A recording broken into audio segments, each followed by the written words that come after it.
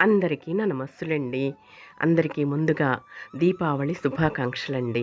అందరం సుఖంగా, సంతోషంగా, క్షేమంగా, ఆయురారోగ్యాలతో, అష్టైశ్వర్యాలతో, నిండు నూరేళ్ళు సౌభాగ్యంతో, బిడ్డాపాపలతో చల్లగా వర్ధిల్లాలని ఆ భగవంతుని మనస్ఫూర్తిగా వేడుకుంటూ ఈరోజుటి వీడియో ప్రారంభించుకుందామండి. ఇక అందంగా, ఆనందంగా, ఆరోగ్యంగా జీవితాన్ని ఆస్వాదించాలంటే అమ్మా నాన్న ఆశీస్సులతో శ్రీ ప్రభా ఛానల్‌కు స్వాగతం కావాల్సిందేనండి. అయితే దీపావళి పండుగ అంటేనే మనకెంతో ఇష్టమైన పండుగ. పండుగలన్నిటిలో కూడా ఇదొక స్పెషల్ పండుగ అనమాట. ఒక ప్రత్యేకత కలిగి ఉంటుందన్నమాట. ఎందుకంటే ఈ మతాబులు, అలాగే టపాసులు అనేక రకాలుగా సంతోషంతోటి, అలాగే స్వీట్స్ ఇంటి నిండా స్వీట్సు, అలాగే పిండి వంటలతోటి, బంధువులతోటి ఇలా అన్ని రకాలు తయారు చేసుకొని మంచిగా ఈ పండుగనైతే మనం చేసుకుంటామండి. ముఖ్యంగా ఈ నరకాసురుడెవరు, అలాగే మరి శ్రీకృష్ణుడెవరు, ఈ సత్యభామ ఎవరు అనేది మనం తెలుసుకుందాం. ఓకేనా? ఆది వరాహస్వామి అండి. మన దశావతారాల్లో వరాహస్వామి జన్మించారు కదా, ఒక అవతారం దాల్చారు కదా.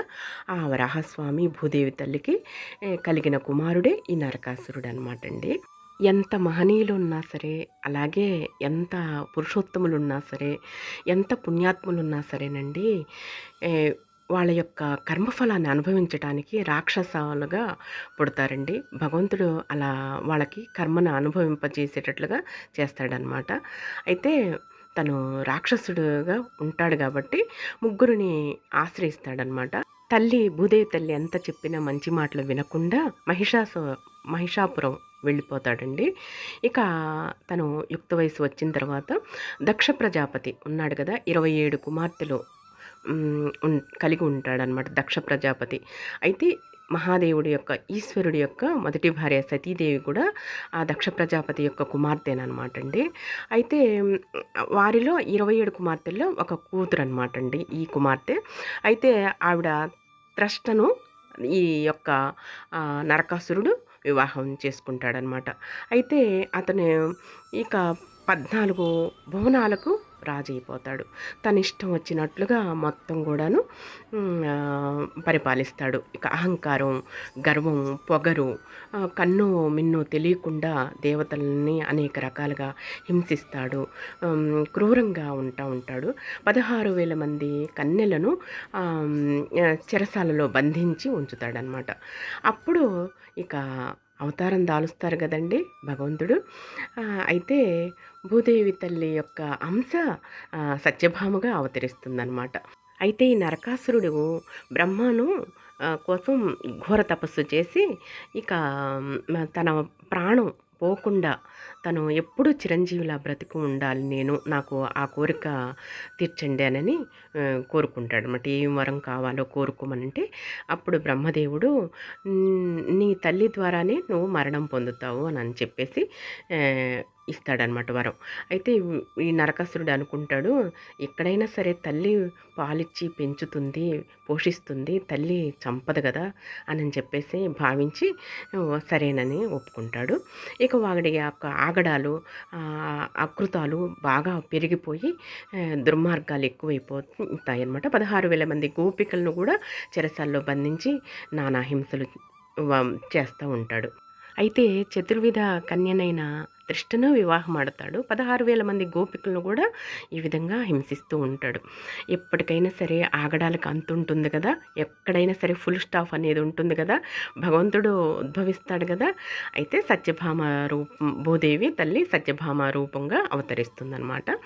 ఇక ఆ విధంగా నరకాసురుణ్ణి వధిస్తుందన్నమాట. అమావాస్య రోజే చంపబడతాడండి సత్యభామ చేతిలో నరకాసురుడు. ఇక అప్పుడు అజ్ఞానం అంతా పారిపోతుంది, పారద్రోలుతారనమాట. అమావాస్య రోజు కాబట్టి ఆ చీకటంతా పారద్రోలటానికి దీపాలు వెలిగించుకొని చక్కగా పండుగ చేసుకుంటారనమాట. అప్పుడు ఇక ఈ 16,000 మంది గోపికలు కూడా శ్రీకృష్ణుడే మా భర్త అని అంటారనమాట. వారికి ఒక్కొక్క భవనాన్ని నిర్మించి భగవంతుడు ఆ 16,000 మంది గోపికలు 8 మంది భార్యలతోటి ఉంటాడనమాట శ్రీకృష్ణ భగవానుడు. ఆ విధంగా దీపాల పండుగను జరుపుకుంటారనమాట అండి. ఆనాటి నుంచి దీపావళి పండుగ జరుపుకుంటూ ఉంటాం అన్నమాట. ఇక ఇక అదనమాట అండి నరక చతుర్దశి యొక్క కథ, నరకాసురుడి వధ, శ్రీకృష్ణ భగవానుడు సత్యభామ యొక్క కథ అనమాట అండి. కథ కాదండి, ఇది జరిగిన వాస్తవేనమాట. ఇక దీపావళి పండుగ మనం అలా జరుపుకుంటాం అనమాట ఆనాటి నుంచి. ఇక మనం వీడియోలోకి వచ్చేసేద్దాము. ఇక సాయంకాలం 4 గంటల నుంచి స్టార్ట్ చేశానండి. దీపావళి పండుగ రోజు ఇంటి ముందు చక్కగా ఆ విధంగా భూదేవి తల్లికి నీట్గా పరక లేకుండా చక్కగా ఊడ్చుకొని, అలాగే ఆవు పేడ పొడితోటి చక్కగా కళ్ళాపు జల్లేసుకొని, అలా పద్మాలతోటి ముగ్గు అలంకరింపజేసుకొని, మెట్ల పూజ చేసుకొని, పసుపు కుంకాల అలా అలంకరింపజేసుకొని, ద్వారాలకు అటుప్రక్క ఇటుప్రక్క స్వస్తికు ఓం ఉన్నాయండి, అక్కడ కూడా పూజ చేసుకొని, ఈ విధంగా లైటింగ్లతోటి గుమ్మం ముందంతా కూడా వరండా అంతా కూడా ఈ విధంగా డెకరేషన్ చేసుకొని అలంకరించుకున్నాను. చూసారా చాలా చక్కగా ఉన్నది కదా.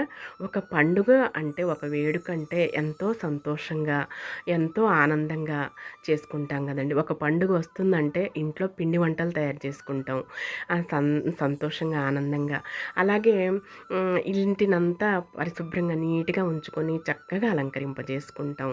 అలాగే బంధుమిత్రులందరితోటి కూడా సంతోషంగా అందరికీ శుభాకాంక్షలు తెలియజేసుకుంటూ ఉంటాం. ఇంకా పండుగ యొక్క విశేషం, పండుగ ప్రాముఖ్యత ఇదే కదండి. అలాగే క్రొత్త బట్టలు కట్టుకొని చక్కగా భగవంతుడిని ఆరాధించుకుంటాం, దేవాలయాలకు వెళతాము. ఇక ఇల్లంతా నేను ఈ అక్కడెక్కడ కౌంటర్లన్నీ కూడా ఈ విధంగా పూలతో అలంకరించుకొని డెకరేషన్ చేసుకున్నానండి. ఇక ఇల్లంతా కూడా లైటింగ్స్ తోటి, దీపాలతోటి ఈ విధంగా చేసుకున్నాను అనమాట.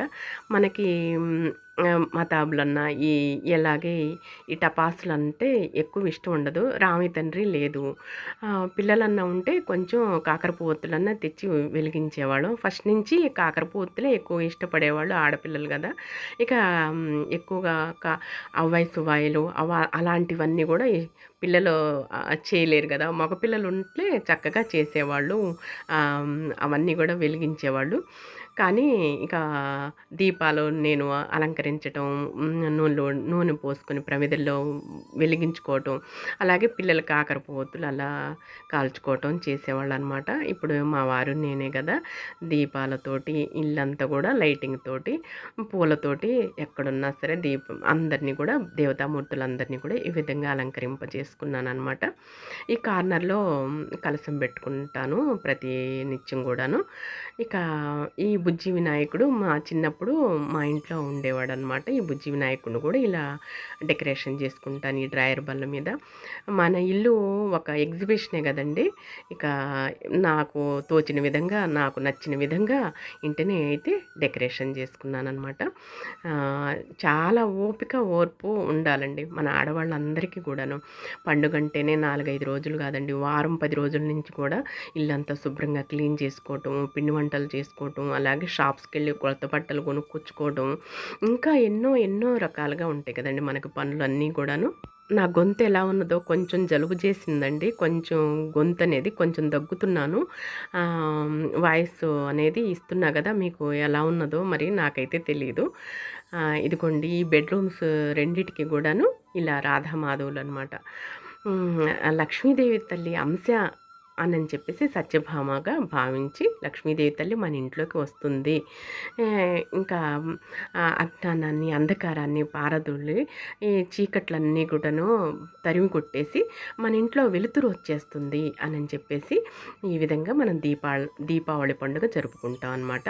ఆ వెలుగు, ఆ దీపం అంటే మనకి అమ్మవారు లక్ష్మీదేవి తల్లి శక్తి స్వరూపిణి, ఈ జగాన్ని పరిపాలించేది, బ్రహ్మాండాన్ని ఏలేది, అలాగే ఈ యొక్క లోకాలన్నీ పరిపాలించేది ఒక్క శక్తి స్వరూపిణినండి.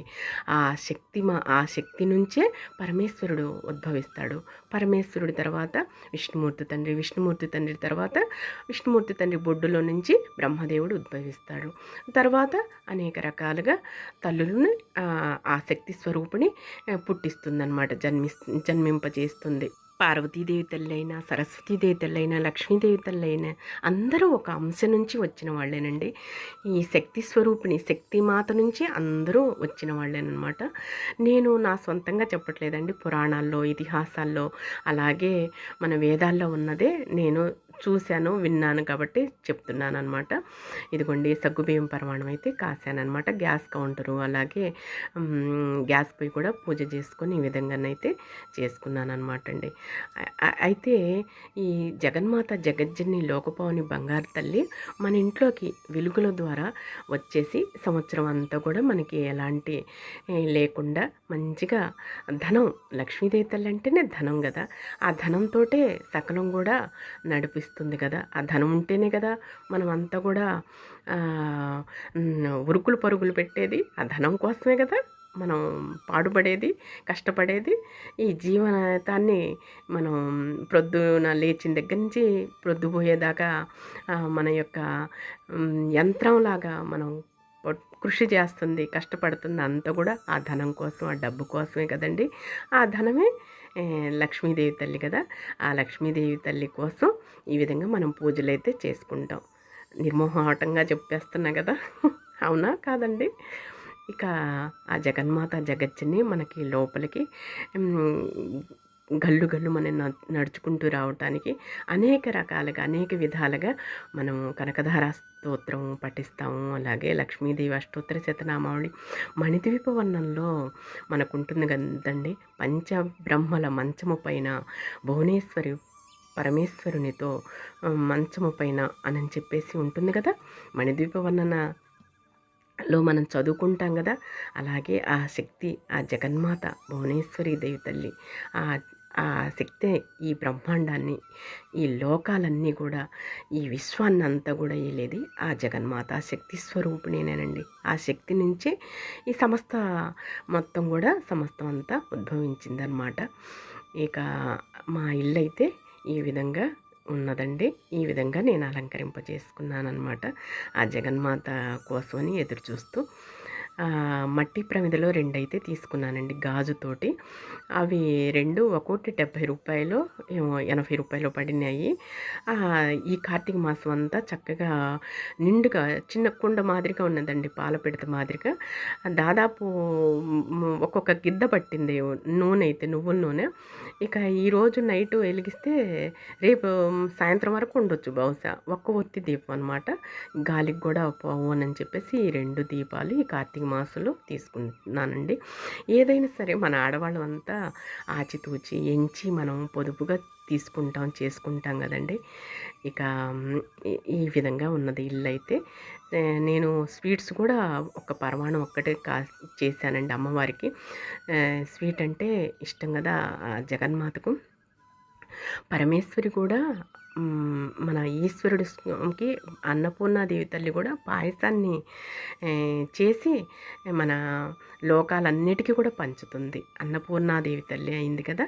అలాగే ఆ జగన్మాతకు ఇష్టమైనది ఒక తీపి పదార్థం అనమాట. ఆ తీపి అంటే మనం చేసుకొని ఆ తల్లిని ఆహ్వానింపచేసుకొని చక్కగా ఈ విధంగా చేసుకున్నానండి. అందరికీ మరొక్కసారి దీపావళి శుభాకాంక్షలండి. మీ ఇండ్లల్లో కూడా అందరి చీకట్లు పోయి వెలుగులు విరజిమ్మి చక్కగా అందరం కూడా ఈ సంవత్సరం అంతా కూడా సంతోషంతో ఆయురారోగ్యాలతో అష్టైశ్వర్యాలతో హాయిగా ఉండాలి అని చెప్పేసి కోరుకుంటున్నానమాట. ఇక రేపటి వీడియోలోనే మిగతా సగభాగం అయితే వీడియోని అప్లోడ్ చేస్తానండి. ఎందుకంటే మరీ వీడియో లెంగ్త్ ఎక్కువగా ఉంటుంది, అందుకోసం చెప్పేసి ఓన్లీ 14 నిమిషాల వరకు ఈ వీడియోని మీతో షేర్ చేస్తున్నాను అనమాట. రేపటి వీడియోలోనే, రేపు రొద్దుటి వీడియోలోనే మళ్ళీ మిగతా వీడియోని అప్లోడ్ చేస్తానండి. ఇక వీడియో మీకు నచ్చుతుందని భావిస్తున్నాను. అంతవరకు సెలవు. నమస్కారం అండి.